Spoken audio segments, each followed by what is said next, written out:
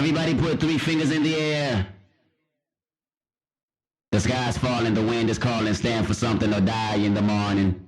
Section 80, high power. The Honorable Elijah Muhammad teaches us that our own mind has to be changed. We have to change our mind about ourselves. In what way? Well, so he teaches us the importance of moral reformation, a knowledge of self. And for instance, the average so-called Negro, he doesn't think that he can go into business and provide jobs for himself. And because of this, he thinks that he can only get a job from the white man, or he can only get clothes from the white man, or he can only get food from the white man. And we who follow the Honorable Elijah Muhammad are taught that the same thing that the white man has done for himself and his kind, if our people could be if we could be cured of our slave mentality that was indoctrinated into us during slavery, we would realize that just as the white man can do these things for himself and his kind, we can get together in unity and harmony and do the same thing for ourselves and our kind. What's up? Welcome to Woke Podcast. I am your host, Brandon Jones, also known as Universal Jones on multiple social media channels. And this podcast is aimed at assisting people who are classified as black or people who subscribe to black culture and helping us get our minds right, helping us get our thoughts together, helping us process this life that we live. And I've been thinking about putting together a podcast for years. It's been a minute, and I never could really get which topic to focus on. At one point, I wanted to do a podcast on racism in sports, which, might pop up here from time to time. Then I wanted to do a podcast on the profession that I am in, which is mental health. Then I want to do a podcast just on culture in general and how we do things as a group of people and how other people imitate and assimilate within our culture. Then I want to do a podcast on relationships and family. So I said, you know what, to hell with it, man. Just do a podcast on a little bit of all that stuff and make sure that it has what I like to call a conscious focus to it. And I don't want people to think that I'm a hotep from Twitter or anything like that. But just be conscious. Focus on what the hell is going on and how does this pertain into your life, as a black person, and how do we move forward? How do we move forward and continue to strive and be successful with all these, traps set up for us to fall through? Being a younger, I can't say young no more, I hit the big 3-0. Being a younger black person and being someone who has always been in the middle of social justice circles and having these difficult and courageous conversations about white supremacy and racism, it gets frustrating because you don't see a lot of things changing. You do all this work, you put in all this effort, you do all this research, and you read all these books, you watch all these YouTube videos, you meet all these people online, and nothing really changes. Not much progress is being made. And that doesn't mean stop attempting to make the progress. That just means that we have to be innovative and creative, and we have to hustle and find different ways to make that progress. So that's kind of my goal with this podcast. I just wanted to let you guys know straight up from the beginning what my focus is. In essence, this podcast is therapeutic. Being a psychotherapist, this will be a therapeutic experience, and I hope that you guys are ready. One of the things that I believe is that black folks need to have therapy. All of us, at some point in time, need to go talk to a professional who works on dealing with people's feelings and issues and mentalities, and we all need it. I did it. I did 10 sessions. I'm not going to act like I went to therapy for years, even though I probably needed it and still do. But I did 10 sessions over the span of 4 months. So it started off weekly, and then we kind of tapered off to a bi-weekly type of thing. So it was over a span of 4 months, and my therapist was not a black person. My therapist was a older white male. He was actually a Greek dude from Greece, and he was all immersed in the Greek culture. But he knew his stuff, man, and I learned a lot from him. I think he learned a lot from me. And it helped. It helped me get over a hump that I've been struggling with at that time for about 26 years. Yeah. Well, really for probably about 14 years, but it was just, it was something from my childhood that I just really struggled with, and it was being assertive. And just something that small that I wasn't aware of, and me not being assertive due to the trauma that I experienced as a child, this person was able to help me uncover that, and my life has been extremely different ever since that therapeutic experience. It helped me in my marriage, and at this point in time, I was 2 years. I was almost 2 years into my marriage. My first daughter was on the way. She wasn't quite here just yet, and I was really just struggling with stuff. And I was going through grad school, and it was like when somebody opens a door for you, when someone gives you a different point of view, a different vantage, and then you actually understand it, you know what to do with it, man, possibilities are there. And that's what this guy did for me through that journey. And that's what I hope to do for you and for other folks that you may share this podcast with, is just to get different perspectives, different, point of views, different lenses for you to understand kind of your life and the life that you're living, and the folks around you, because we have to be woke. Right now, we have to be woke. And I know a lot of people are saying stay woke, very popular term, right? And it's talking about the injustices that are in the world. But we have to. If you're not, quote unquote, woke, you're struggling. You're struggling. And if you're not, to me, what being woke is about is being honest. And if you're not being honest about your life, the situations that we live and what we're doing, you're struggling. You're struggling. You might be struggling financially. You might be struggling in relationships. You might be struggling with your own self. You might be feeling depressed. You might have extreme anxiety. You might just, you might be struggling with family. You might be struggling spiritually. You might be struggling culturally.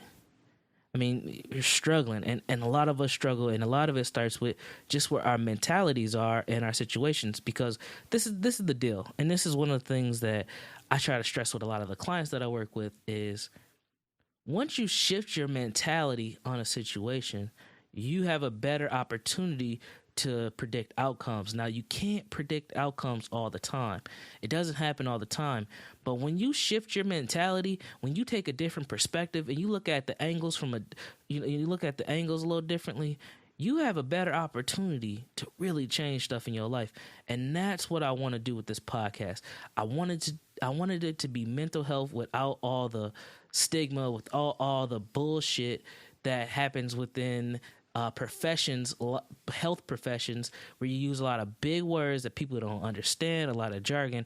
But I wanted it to make sense.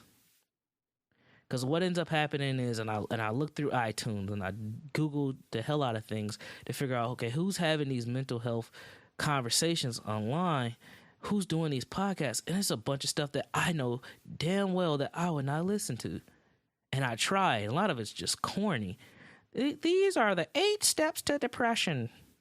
Step 1, you might not want to get out of bed. It's like nobody wants to hear that. Yes, those things are true, but shit, you can Google that and get that information. What does it look like in real time for people that operate within cultures like me, people that are going through similar situations like me? What does it look like? Not the stuff that I can literally go on WebMD and find out. Like, I don't need you to talk to me about that to help me get my mind right. I need you to talk about what is it like for me to see someone die on live stream, and then I have to go to work the next day and people want to ask me questions about that because I'm black. That is a whole different level of what depression could look like, or steps to getting into depression than you not being able to get out of bed. Now, we will touch on some of those typical WebMD stuff from time to time, but I wanted to bring that real, because if you don't bring that real, man, you're not going to learn anything. We don't get by. We don't get forward. We don't move forward as a collective, as a culture, by just doing things the cookie cutter, boring textbook way. That's not how we operate. And that's not how we have operated as black people from the beginning. So that's what I plan to bring to this podcast. And I just wanted to bring it up, straight out the gate. I didn't want to BS you. Man, this is going to be an experience. This is the Woke Podcast. Thank you for tuning in. Now I'm going to introduce myself. So, once again, like I said, my name is Brandon Jones. I am originally from St. Paul, Minnesota. a lot of folks are probably wondering where the heck, how did you get to St. Paul, Minnesota of all places? I didn't even know they had black people there. I just thought Prince was the only one, and a couple of Vikings and Timberwolves players, but no. Yeah, born and raised St. Paul, Minnesota, and a lot of folks have probably heard of Minneapolis. And here in Minnesota, we have what we call the Twin Cities. And St. Paul's that twin of Minneapolis. And the only difference, it's really one big ass city, but it's just split by the Mississippi River. So we're split by the Mississippi River. St. Paul is the capital of Minnesota, so it holds the capital. And St. Paul also has its own downtown. Minneapolis has its own downtown. So it's pretty dope. We have, the Twin Cities, but it's really one big city, split by two different counties, and we have two downtowns. So that was me. I grew up here. I'm a fourth generation person in my family, which is uncommon for folks who live in Minnesota. A lot of black people, I should say, that live in Minnesota. A lot of black folks that are here have migrated from various different places within the United States, and most people come here for economic opportunities. And I'm talking a little bit about that history in a later podcast about how people have migrated north and how we end up in places like Minnesota. But most of it's for economic opportunities. My great grandparents came here so my grandfather could work in construction, and several of his brothers and sisters came here as well. So we have a pretty big family within the Twin Cities area. And he was a carpenter. He did a lot of things with his hands, and he was probably the only male figure that I knew that actually handled their business and was legit. Like, he was a mason, he was all that stuff. It was very interesting, and I was glad that I was able to experience a small sliver of his life before he passed. When I was about 13 when he passed, 13 or 14 when he passed away, and I learned a lot from him. Just by seeing, not understanding a lot of things that I should talk to him about, but just seeing what a man is supposed to do. He has 7 children. He had 7 children, and him and my grandmother, they are probably the most constructive relationship that I've ever seen. Him and my great grandmother, I should say. And this is on my mother's side. This is my maternal family. Speaking of my mom. My mother had me. She was a teenager, teenage mother. Most people have probably heard of Netflix and chill by now. Or my mom back in 85, she was VHS and chilling with my dad. They happened to be friends, and one thing led to another, and boop, they was pregnant with me, and then I came into the world. My mom actually, she walked across her stage during graduation from high school, pregnant with me, and about 3 or 4 weeks later, I came into the world. So she spent her senior year pregnant, and then had me. And it was me and her till I was about 2 years old, and then she met another man who became the father of my 2 younger brothers. So I'm the oldest. I have 2 younger brothers. Her and my biological father, they never really worked out. They literally were just friends that end up getting pregnant, like a lot of folks end up doing within our community, unfortunately. And that relationship never really panned out to be much of anything. So she met my stepdad, and that's when all hell broke loose. And usually when I introduce myself to people, I talk about how I am a child of trauma and drama.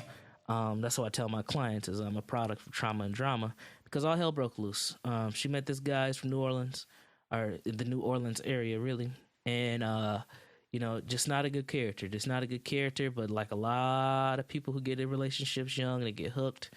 So my mom stayed with him through all the BS, and the trauma that we experienced the most was domestic violence. So seeing a lot of domestic violence as a child, and I grew up just hating this man. I never had such a disdain for anyone ever but him. Like, even to this day, I even though I've worked through a lot of that, I addressed that in therapy, I still have issues with this man. Like, his name, I hear his voice. I used to have panic attacks thinking about this guy. He used to be in my dreams, just wake up with cold sweats, like just crazy stuff because of the trauma that I experienced as a child. And he literally just terrorized us for years. And one thing that ended up happening to me when I turned 12 years old it was like revolution. It was like revelations, really. My grandmother, so my mom's mom, I was spending the night at her house one day, and I'm just doing my thing. Usually what I did when I went to go see my grandmother is I would walk to the gas station and I would buy a Snickers and a Sprite, and the most healthy meal a child could have. I would get like 2 Snickers and Sprite, 12, like a 24-ounce Sprite, and just chill and do my thing. And my grandmother, she says, "Hey, Brandon, I need to talk to you. I need something to tell you. I need you to sit down." I'm just like, oh, shit. Usually when she says sit down, you know you done did something wrong, but I was just chilling, so I knew I didn't do anything wrong. And she says, "Listen, there's something that you need to know." Actually, I wasn't 12. I was really 11. It was like a couple weeks before my birthday. She was like, "You're about to be 12 years old. You need to know this. Michael is not your dad." Michael was my stepdad's name. "Your dad is so-and-so, and he lives in Minneapolis. He lives in North Minneapolis, and you're going to go see him." And I was just like, "What?" And I just broke down and started crying because I didn't know what to do. It was like shock. And the reason why, I thought about this later on in life. The reason why I broke down and started crying is because I just was relieved because I did not like him. I was like, man, I'm glad this person's not my dad. I'm so happy he is not my dad. But at the same time, I was frustrated and I was scared. I was frustrated because everybody's been living this lie and no one's ever told me until this very moment that this person wasn't my dad. And then I was scared because it's like, oh crap, now that I know this, what am I supposed to do? What am I supposed to do now that I have this information? What does this mean for me now that this, the cat is out the bag? What am I supposed to do? And I was frustrated with my mom because I'm like, dang, how has my mom been lying to me this whole time? So that was my childhood journey right there at 12 years old. A lot of things end up happening. So if you fast forward a couple weeks later, actually on my 12th birthday, my birthday is July the 4th. So, of course, on July 4th, most people are having barbecues and families are hanging out and stuff. My grandmother sets it up for me to go meet my biological father at the family barbecue. So, I'm 12 now, it's a big thing. I was going into the 7th grade. Like, it was just huge. So I go over there to North Minneapolis. And for folks that aren't familiar with the Twin Cities, North Minneapolis is where all the black folks have been congregated. They've been placed and sectioned off over North Minneapolis. So like a lot of black neighborhoods, there's a lot of toxic stress is what I call it, toxic stress. So a lot of drug use, a lot of poverty, just a lot of things that when you're 12 years old, you're told not to go over north or stay away from there because a lot of bad stuff happens. So I'm scared to death. I already go meet my father. I'm just like terrified. 1, to meet my dad. 2, because I'm going over north. And me being a kid from the other side of the river, you just hear all these bad things about over north. You don't just go there. So I'm going over there by myself.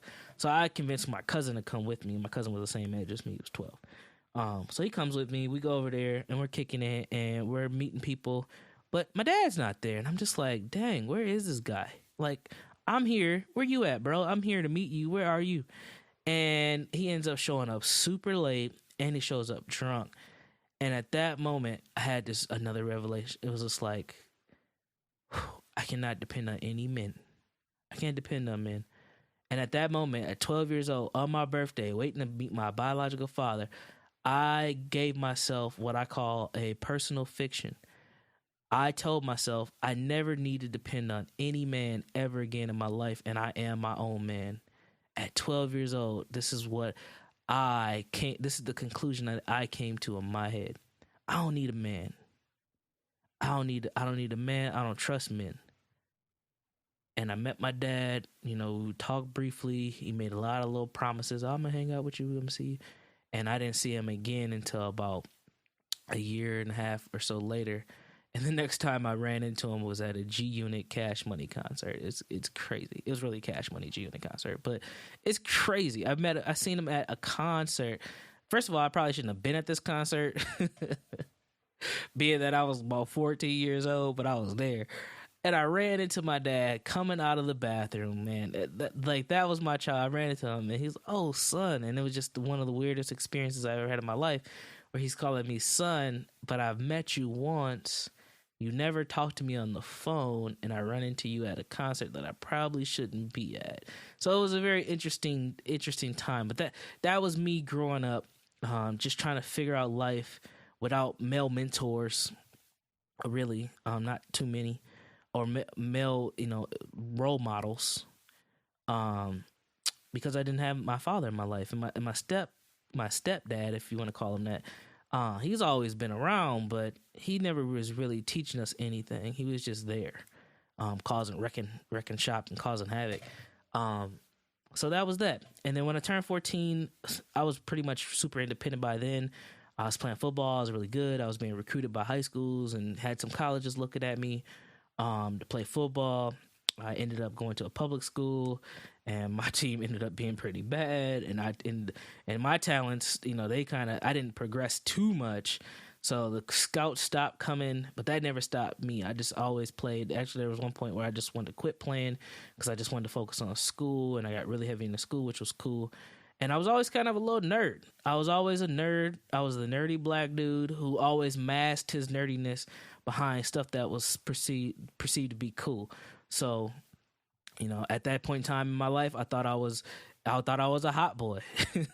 I was heavily influenced by Cash Money, and G Unit. And when G Unit came out, oh my God, I thought I was a G Unit hot boy soldier, man. It was crazy. That was my life. And I was able to mask my academic abilities through trying to be cool and just like always being balanced on that line, which worked out pretty fine. I was able to get scholarships to college, and I was able to be a somewhat popular kid. I ain't gonna say I was the most popular, but I was somebody that people knew.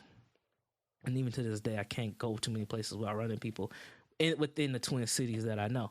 And that was cool. So I ended up going to the University of Minnesota, a first-generation college student, just happy to be there.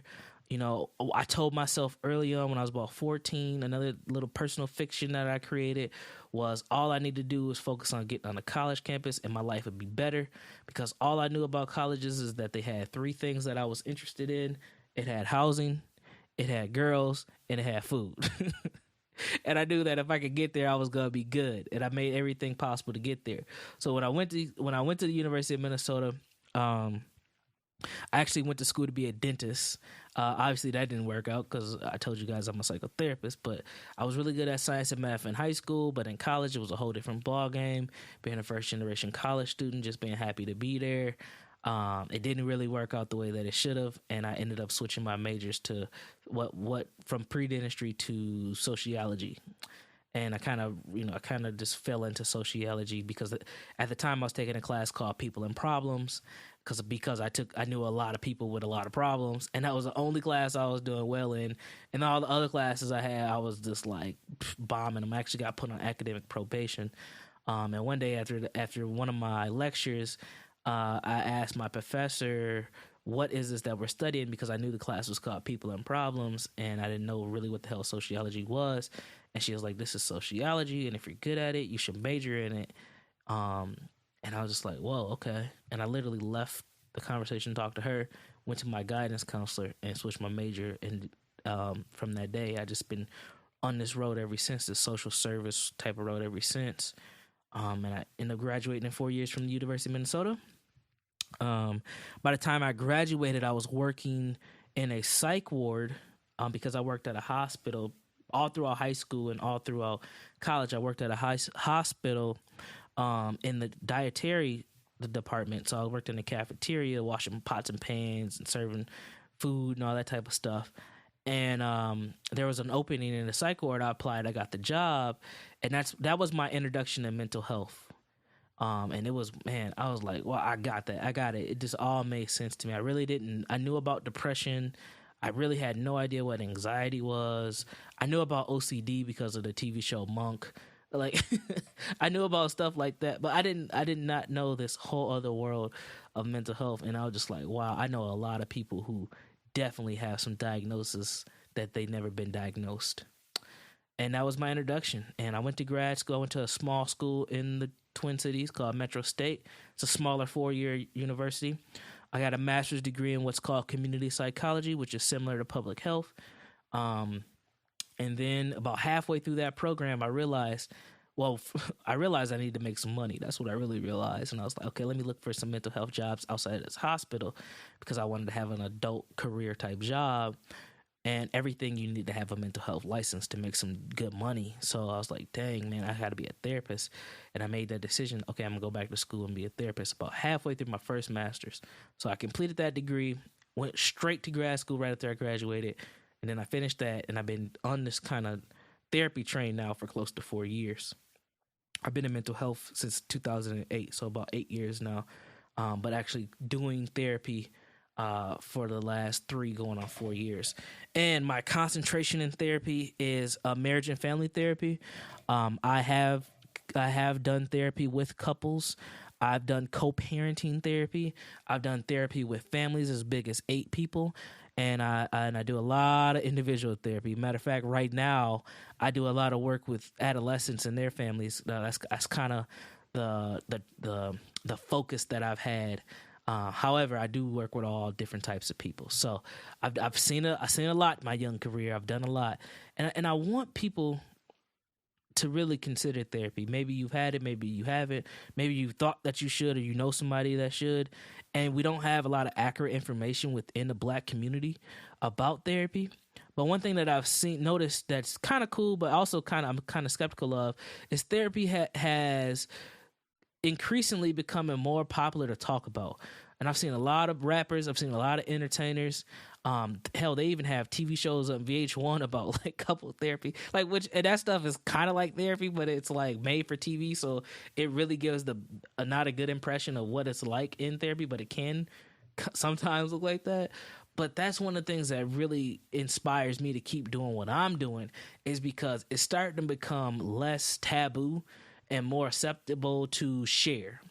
And I think that people need it, and people need to access things like this podcast or like videos on YouTube that are constructive to help us get our minds right. Because if we're going to be honest, we are living in a toxic, stress, traumatic world where a lot of things that we're consuming, a lot of things that we're experiencing are very unhealthy for us, mentally, physically, and spiritually. A lot of these things are unhealthy for us, and we're messed up, and we live in a messed up society. And we got to keep striving forward. And in order for us to be successful, in order for us to have hustles that work for us, in order for us to build businesses or have healthy relationships or healthy families, we got to have our own individual mentality straight, because we're going up against a lot of crap. And if we're not prepared for it mentally, I don't think that we're ever going to be able to overcome a lot of the stuff that's happening. So here we are. This is the podcast. I introduced myself. I forgot to tell you, I'm married. I've been married now since 2012. So let's see, about 4 years. I have a 3-year-old daughter, and I have another daughter who is 7 months. So yeah, I'm a dad, I'm a husband, I'm a psychotherapist, and I'm a person who cares about his community. I do a lot of community-based work. I write. I've done an audio book that I'm gonna share a little bit more with you guys later, called Level Elite. I do YouTube videos. I've done a lot of stuff online. I had a blog talk radio show in the past talking about racism, white supremacy. I've been featured on other people's podcasts. I've been on Blab a few times. There's a lot of stuff that I attempt to do. But I think this podcast, the Woke Podcast, is really where it's going to be. So I hope that, me telling my story, me giving you guys kind of a heads up of what this podcast is going to be, will encourage you to come back, subscribe, and tune in, because I'm about to drop a lot of good, constructive content. I'm not going to say I'm going to drop any heat. I'm going to let you guys be the judge of that. But I feel like in order for us to get our stuff together, a lot of stuff that I have to share is going to help. So please tune in, please subscribe, share with someone you care about, and always remember, be safe, be constructive, be woke. Peace. Thanks for tuning in to the Woke Podcast. I'm your host, Brandon Jones. Be sure to check us out on our website, wokepodcast.com. You can follow us on Twitter at The Woke Podcast. Or you can follow me on Twitter at Universal Jones. If you have any questions that you would like to ask. If you have any guests that you would like to come on, or if you would like to be a guest on the podcast, feel free to hit me up. Remember, www.wokepodcast.com. Be sure to subscribe to the podcast. Be sure to share the podcast with someone you care about. And be sure to tune in once a week for that heat. Peace.